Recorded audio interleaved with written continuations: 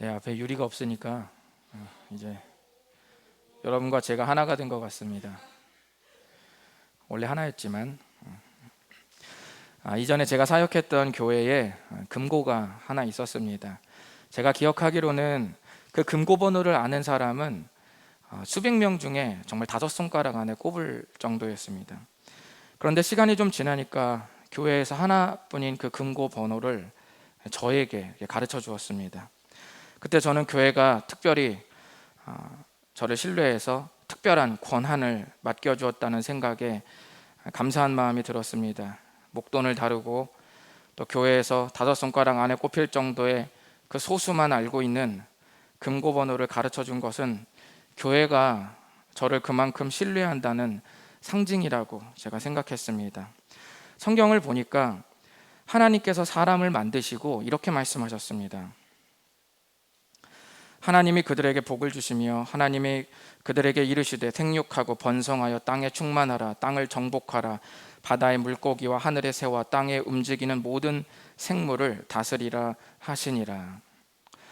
하나님께서 우리에게 땅과 바다 그리고 그 안에 모든 생물을 주셨다고 말씀하셨습니다. 그런데 하나님께서 사람에게 또 우리에게 주신 것은 모두 하나님이 창조하신 것이었습니다. 그러므로 원래 이 모든 세상은 하나님의 것이었던 것이죠.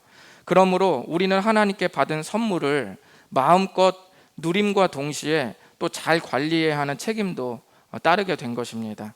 성경은 하나님께서 주신 것을 마음껏 누리면서 또 잘 관리해야 하는 우리를 일컬어 청지기라고 그렇게 불렀라고 말했습니다. 청지기라는 뜻은 주인의 것을 잘 맡아 관리하고 이끄는 사람을 말합니다.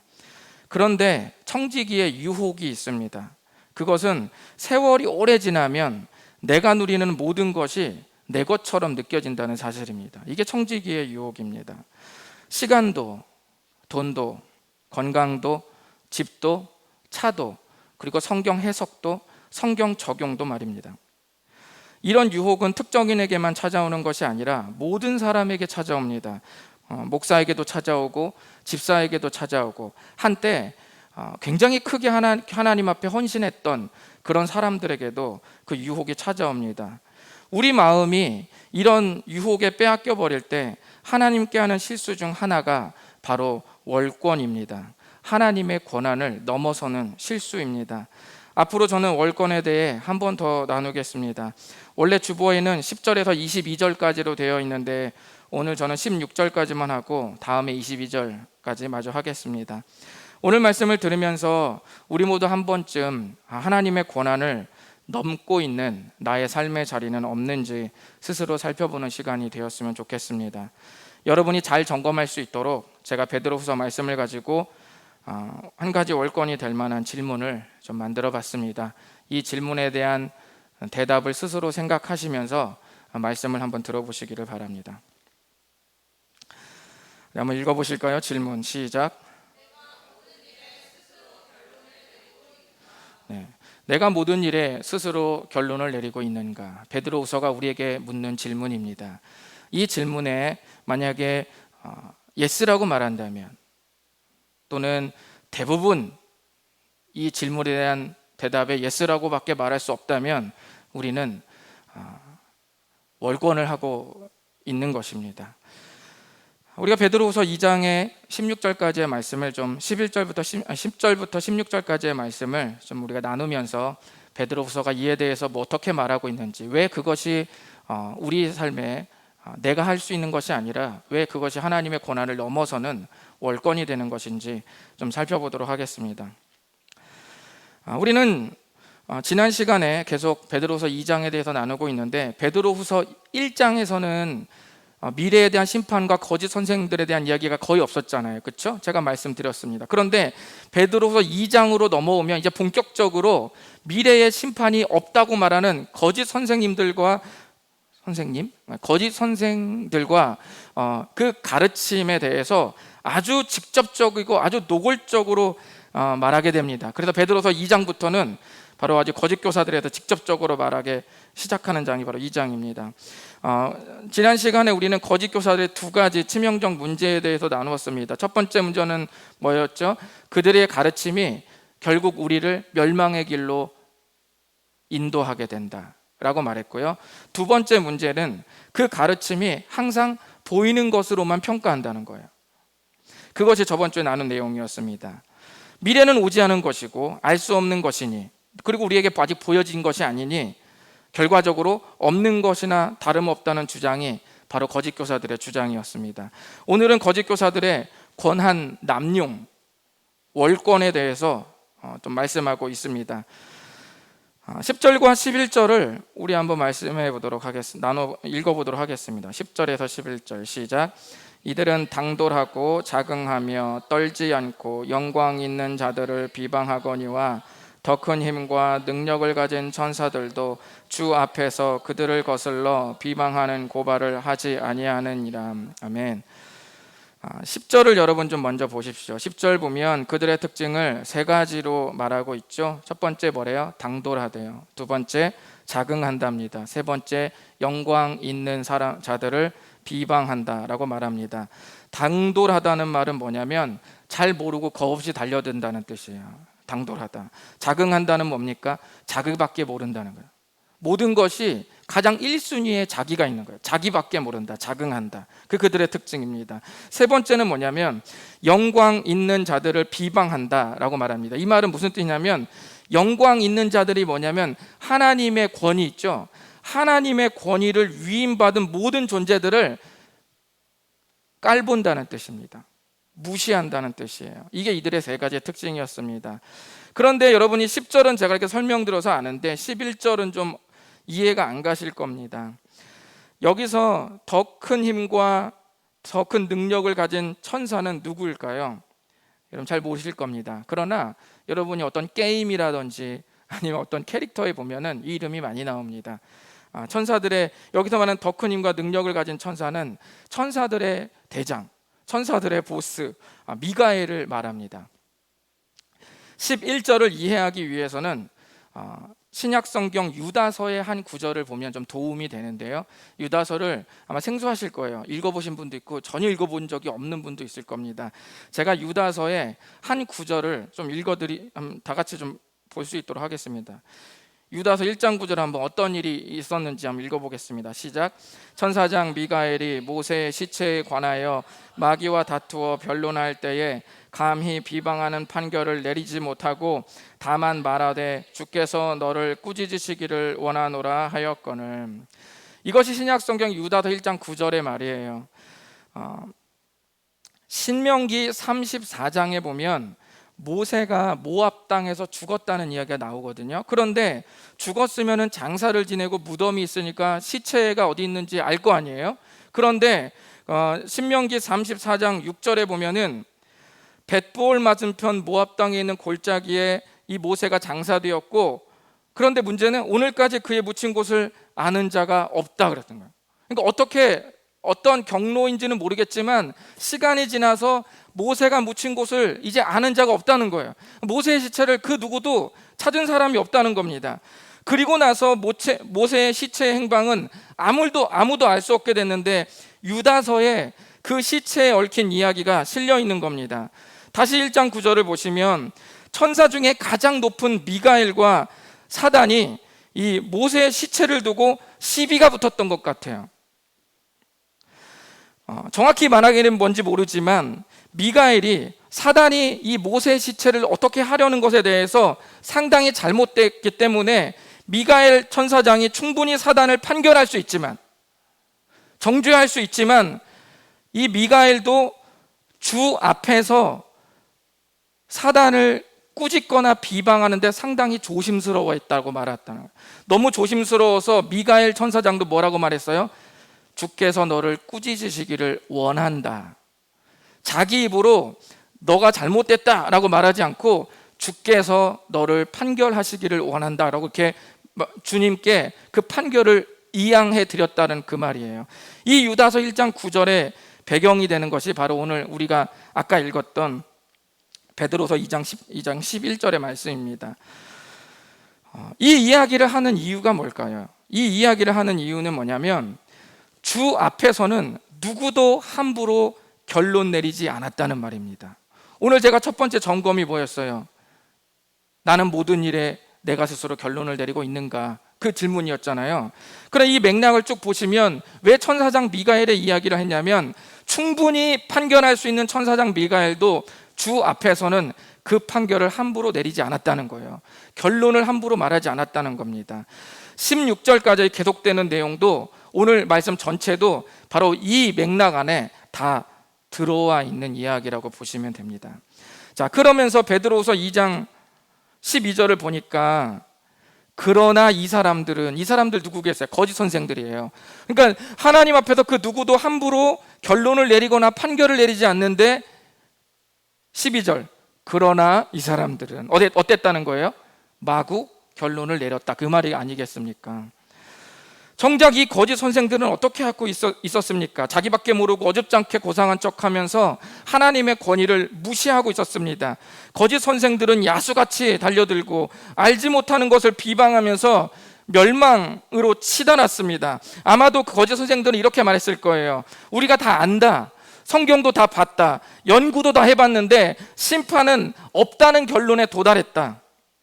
그들은 늘 그것에 대해서 안다고 자부했지만 성경은 뭐라고 말하냐면 그들은 자기가 비방하는 것에 대해서 잘 알지 못한다, 그렇게 말했다는 거예요. 그 결과 거짓 선생들과 그 가르침에 미혹된 사람들이 버려놓은, 아니 싸질러 놓은 현장은 전부 오물천지였습니다. 제가 빨간 글씨로 표시해 놓은 것이 전부 그들이 버려놓은 판입니다. 제가 그것을 좀 간단하게 요약을 해봤는데 보십시오. 13절 불의의 값으로 불의를 당한다. 13절 낮에 즐기고 노는 것을 기쁘게 여긴다. 13절 연회할 때 속임수로 즐기고 논다. 14절 음심이 가득한 눈으로 범죄를 계속 저지른다. 14절 굳세지 못한 영혼들을 유혹한다. 그들은 먼저 자기를 저지른 불의로 불의함을 돌려받았어요. 자기들이 유리하다고 생각하면서 했던 모든 것에 대한 이 불공정한 상황에 자기네들이 되갚음을 당했다는 거예요. 오직 어디 재미있는 것 없나 기웃거리면서 유흥거리를 찾아 신나게 노는 것으로 낙을 삼았다는 거예요. 그리고 세 번째 보시면 연회할 때 속임수로 즐기고 놀았다는 말이 뭐냐면, 여러분 제가 주의 만찬할 때 말씀드렸다시피 초대교회는 예수님의 십자가를 기념하는 주의 만찬이 식사와 결합되어 있었습니다. 그러니까 초대교회 성도들은 모이면 밥 먹고 꼭 뭐 하겠어요? 주의 만찬을 꼭 했어요. 그게 그들의 문화예요. 밥 먹고 꼭 주의 만찬 했습니다. 그러니까 식사와 주의 만찬이 별로 경계선이 없는 거예요. 항상 모이면 그렇게 했기 때문에 똑같았다는 겁니다. 그런데 이 세 번째 연회할 때 속임수로 즐기고 놀았다는 말은 뭐냐면, 속임수로 즐기고 놀았다는 이 말은 주의 만찬을 죄를 짓는 탐닉의 기회로 삼았다는 거예요. 경건하게 임하지 않고 우습게 여기면서 자기의 욕심을 채우는 시간으로 그 식사 자리를 삼았다라고 말했다는 거예요. 14절 또 보시면 그들은 음심이 가득한 눈으로 범죄를 계속 저지른다고 합니다. 한여름철 해변가를 가면은 많은 남성들이 선글라스를 끼고 있습니다. 그중에는 눈이 부셔서 쓰는 사람도 있지만 비키니를 입은 여성을 보기 위해서 쓰는 사람도 있습니다. 그들은 하루 종일 이 자기 성욕의 제물이 될 여성을 찾아 야수처럼 돌아다닙니다. 거짓 선생들이 그랬다는 겁니다. 그리고 마지막으로 그들은 굳세지 못한 영혼들을 유혹했습니다. 마치 갈고리로 물고기를 낚아채듯이 신앙의 뿌리가 얕은 사람들을 대상으로 거짓 가르침으로 현혹시켜서 먹잇감으로 그들을 삼았어요. 누가 굳세지 못한 영혼입니까? 말씀에 근거를 두지 않는 모든 성도가 굳세지 못한 영혼입니다. 기적을 따라다니는 사람, 예언을 잘하는 사람을 찾아 기도원을 헤매는 사람, 소원 성취를 위해 교회를 다니는 사람, 나의 만족을 위해 교회와 하나님을 이용하는 사람, 이런 모든 사람이 모두 거짓 선생들의 먹잇감이었습니다. 하나님은 베드로를 통해 이들의 삶을 한마디로, 이 모든 삶을 한마디로 딱 압축해서 뭐라고 말했냐면 탐욕에 연단된 마음을 가진 자들이라고 이렇게 말했습니다. 여러분, 탐욕에 연단된다는 말은 무슨 뜻이냐면 훈련한다, 연습한다 이런 뜻이에요. 그런데 탐욕에 훈련된 사람이라는 말이에요. 보통 여러분 훈련, 연습 이런 건 뭘 목적으로 하나요? 운동한다, 연습한다, 훈련한다 이런 건 전부 건강하고 좋은 목표를 두고 하는 게 훈련 아닙니까? 누가 죄를 훈련해요? 그러나 이들은 죄를 짓는데 단연간 노골적이고 직접적으로 의도적으로 훈련해서 그쪽 방면에는 아주 눈 감고도 초고수가 되어 있었다는 것이 하나님의 진단이었습니다. 자, 이들이 이렇게까지 타락할 수밖에 없었던 원인, 그것은 우리가 다시 베드로전서 2장 10절 오늘 말씀의 초반부로 다시 올라가서 10절과 12절에 말씀드린 바와 같이 하나님의 권위를 무시하고 하나님의 권한을 침범하는 거예요. 바로 이것이 그들의 월권이었습니다. 거짓 선생들의 월권은 있는 심판을 자의적으로 해석해서 없다고 결론 내린 것이죠. 월권. 한마디로 말하면 하나님께서 분명히 미래의 심판이 있다고 말씀했는데 이들은 없다고 결론을 내며 사는 것으로 하나님의 권한의 선을 넘는 것입니다. 이것이 오늘날 우리가 살펴볼 지점입니다. 어떤 사람에 대해서, 어떤 사건에 대해서, 어떤 시기에 대해서 내가 결론을 내리는 것은 하나님의 권한을 빼앗는 것입니다. 왜냐하면 결론 또는 결과라는 것은 전부 하나님의 것이기 때문입니다. 어떤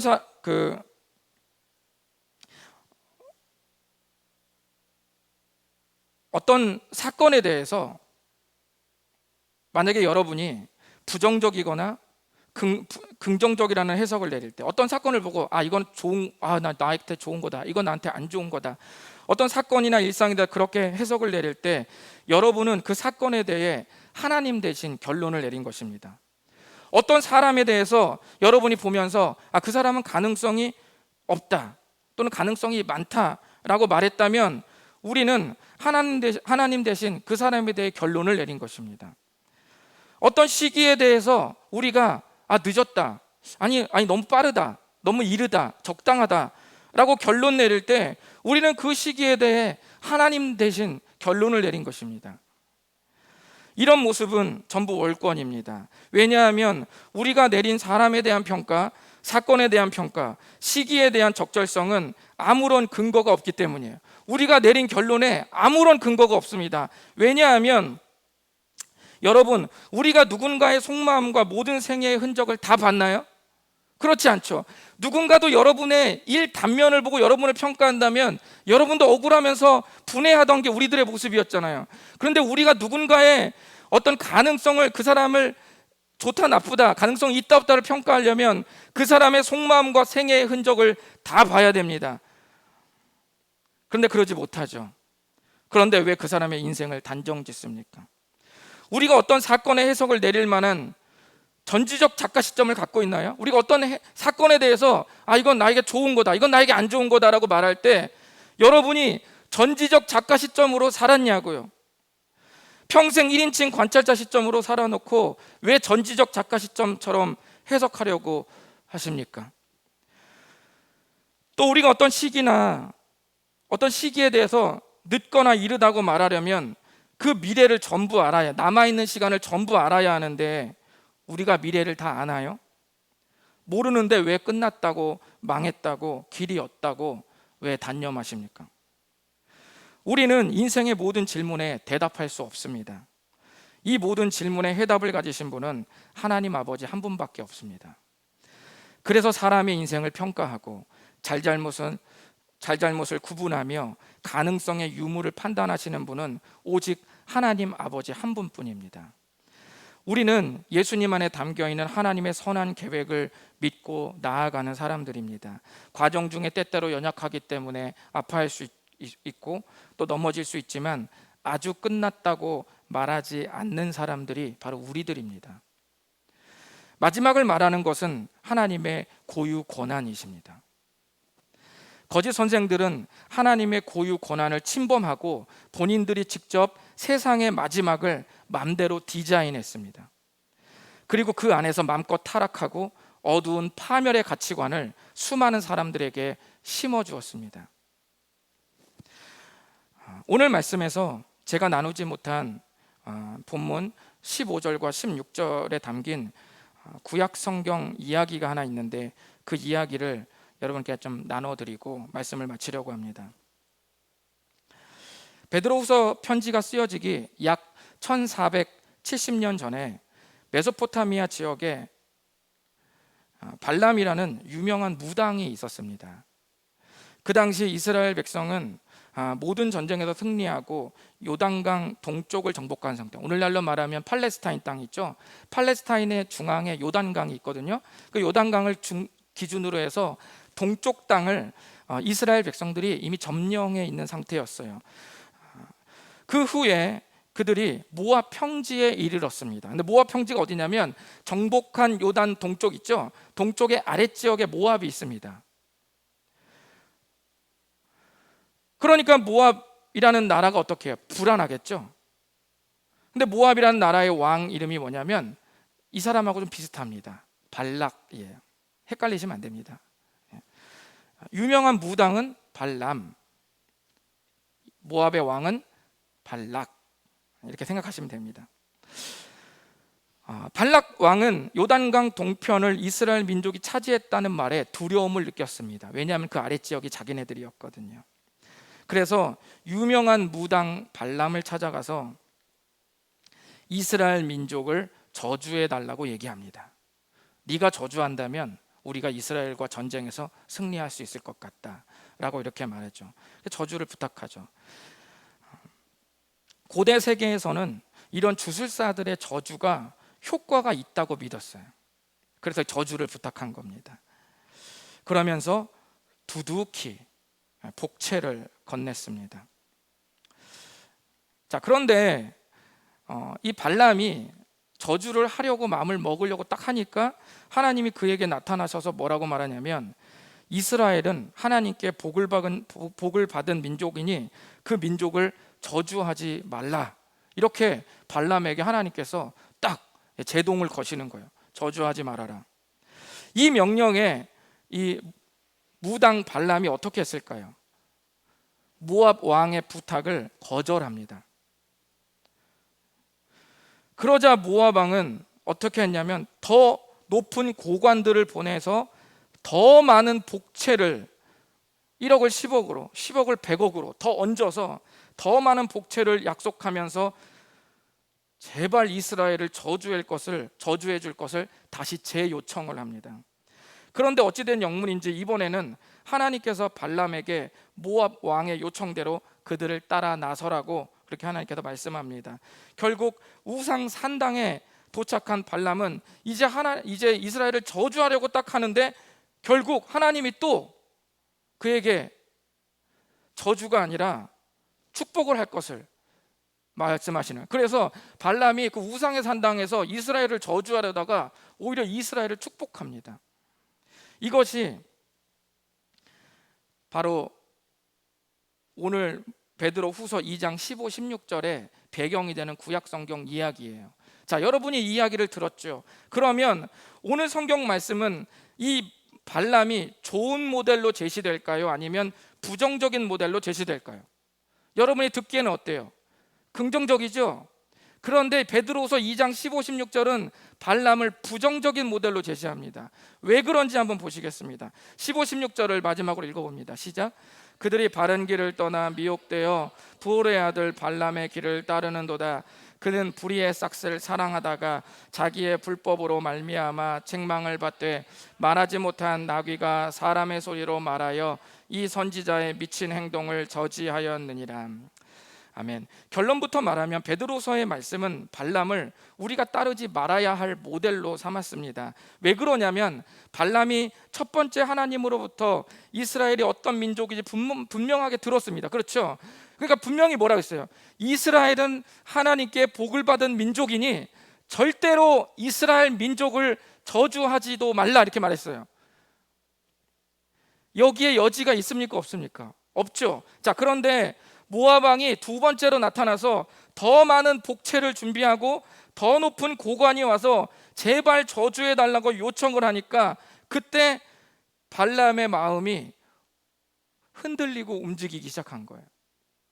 자, 그 지점이 어디냐면 민수기 22장 18절 19절입니다. 한번 발람의 속마음을 여러분이 한번 찝어내서 느껴보십시오. 시작. 발람이 발락의 신하들에게 대답하여 이르되 발락이 그 집에 가득한 은금을 내게 줄지라도 내가 능히 여호와 내 하나님의 말씀을 어겨 덜하거나 더하지 못하겠노라. 그런즉 이제 너희도 이 밤에 여기서 유숙하라. 여호와께서 내게 무슨 말씀을 더하실는지 알아보리라. 아멘. 어떻게 느껴지세요? 발람의 그 분열되는 속마음이 예리하게 좀 느껴졌습니까? 아니면은 아직도 나는 발람이 좋은 사람 같은데, 계속 이런 느낌이세요? 여러분 한번 잘 느껴보십시오.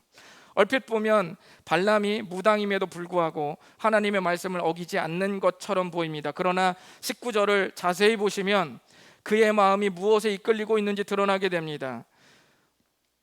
여호와께서 내게 무슨 말씀을 더 하실는지 알아보리라. 바로 이 말이 발람의 마음이 들키는 지점입니다. 그의 마음이 더 많은 복채에 이미 움직이고 있었습니다. 민수기 22장 12절에 분명히 절대로 이스라엘을 저주하지 말라고 하나님께서 단칼에 단호하게 명령하셨습니다. 여기에 무슨 말씀을 더 하실 것이 있습니까? 여기에 뭘 더해요?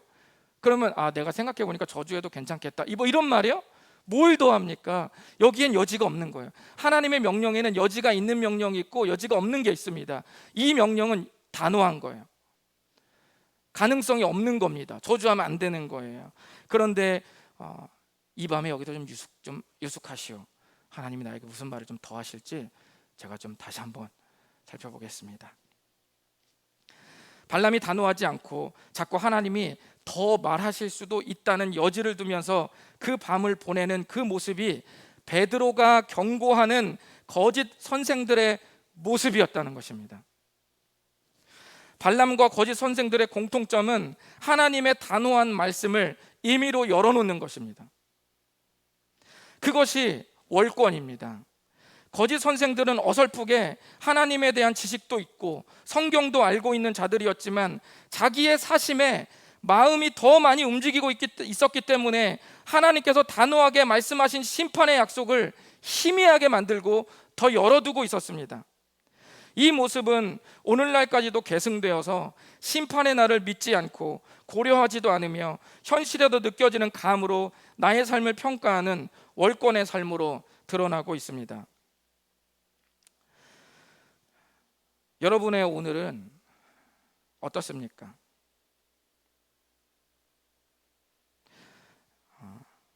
심판의 약속이 위로가 됩니까? 아니면 아무런 느낌이 없으십니까? 지금 아무리 힘들어도 훗날 우리의 삶은 영원하기 때문에 영원의 관점에서 결코 억울할 수 없는 심판의 날이 있다고 우리 주님은 단호하게 말씀하셨습니다. 인생의 결론은 내가 아닌 주님이 내리십니다. 영원에 빗대어 인생이라는 하루 이틀의 평가에 결론 내리지 마십시오. 모든 것이 공정하고 정의로우며 홀이라도 남김없이 하나님께서 모든 것을, 모든 사람을, 모든 시기를, 모든 사건을 평가하고 심판할 날이 반드시 있습니다. 그렇기 때문에 우리는 안전합니다. 기도하겠습니다. 우리 이 시간에 눈을 감고 주 앞에 잠시 헌신하며 또 기도하면서 나아갔으면 좋겠습니다. 혹시 어떤 관계에 대해서 또는 나에게 일어난 어떤 현실에 대해서 또는 어떤 시간에 대해서 내가 이미 판단하고 결론을 내리는 월권의 삶이 없는지 한번 점검해 보시기를 바랍니다. 하나님이 열어놓은 가능성 있는 사람을 내가 가능성이 없다고 닫아놓은 적은 없었는지, 하나님께서 전화위복이나 수없는 하나님의 섭리를 통해서 다시 회복시킬 사건을 어떤 단면을 통해서 끝났고 망한 사건으로 혹시나 단정 지은 적은 없었는지, 하나님의 영원한 시간의 비를 통해서는 빗대어서는 결코 늦은 시간이 아닌데 혹시나 나도 모르게 이미 늦었고 끝났고 망했다고 그 시기를 단정 짓고 산 적은 없었는지, 다시 한번 우리의 마음을 주 앞에 비춰 보이면서, 주님, 심판이 있다고 단호하게 말씀하신 주님의 그 말씀에는 그 어떠한 여지도 없습니다.